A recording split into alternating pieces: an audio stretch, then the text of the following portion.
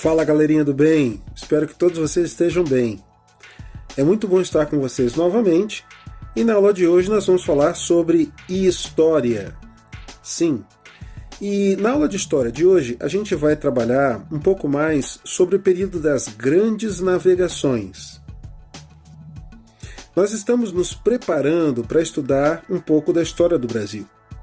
E para chegar lá, a gente tem que saber por onde essa história começou, ok? Assista ao vídeo de hoje e você vai entender um pouquinho mais o porquê os portugueses navegaram pelo Atlântico e como eles chegaram ao Brasil, ok? Não sai daí, já já a gente se vê.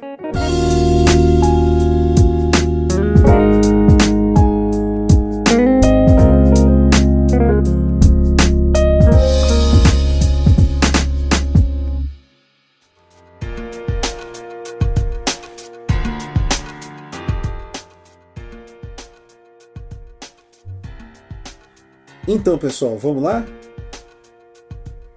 O centro de comércio do mundo eram as duas cidades italianas conhecidas como Gênova e Veneza. Entre a Índia e essas duas cidades estava o comércio que abastecia toda a Europa com os produtos vindos da Índia.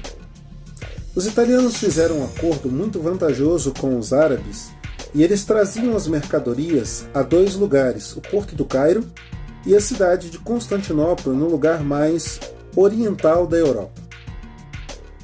E de lá eles traziam as mercadorias até a Itália e as revendiam para o resto da Europa e do mundo. O que acontece?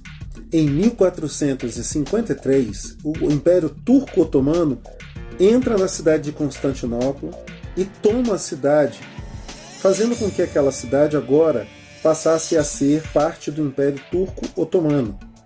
Isso foi catastrófico para o comércio entre a Europa e as Índias, porque por lá passava uma das rotas mais lucrativas para esse comércio.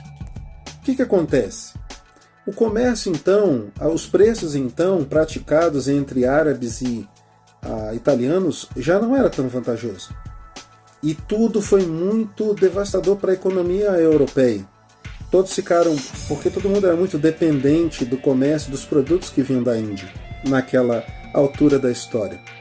Agora você imagina se a Itália e o resto da Europa ali naquele centro teve problemas, o que aconteceu com Portugal?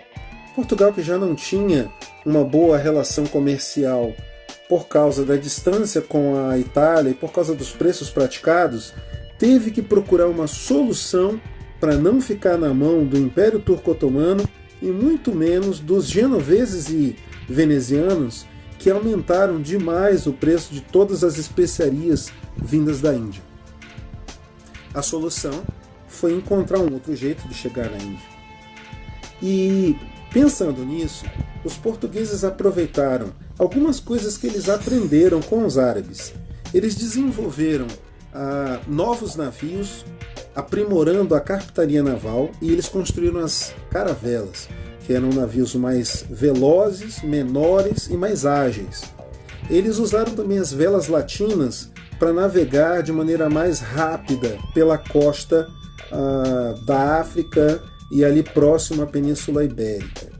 Eles também usaram os instrumentos de navegação que permitiam que o sextante, o quadrante, o astrolábio, a bússola, as velas latinas, como eu já tinha falado agora há pouquinho, e com isso eles desenvolveram um novo jeito de navegar que era diferente de todo mundo que navegava ali naquela região da Europa.